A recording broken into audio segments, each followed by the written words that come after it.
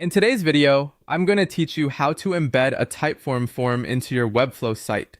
We're going to keep this simple and practical so you can get your form placed exactly where you want it on your page.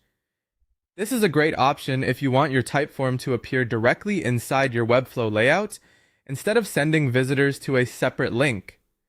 It helps create a smoother experience and keeps everything visually connected to your site design.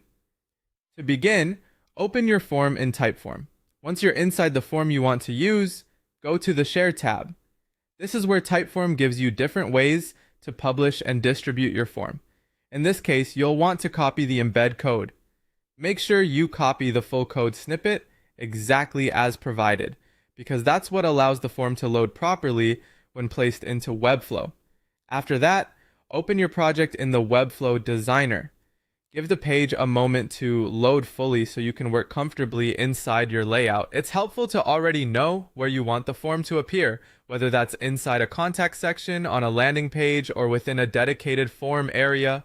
Thinking about placement ahead of time makes the setup faster and helps your page stay organized. Next, add an embed element to the location where you want the Typeform to appear.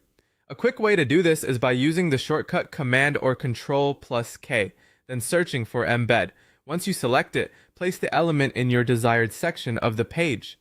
Try to position it inside the correct container or layout structure so the spacing and alignment match the rest of your design.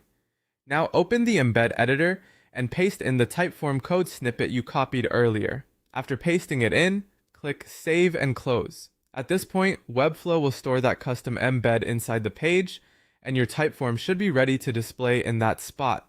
If the form doesn't look perfect right away, that's usually just a layout adjustment issue rather than a problem with the embed itself. You may need to check spacing, width, or the surrounding container settings in Webflow to make sure the form fits nicely within the design. And that's it.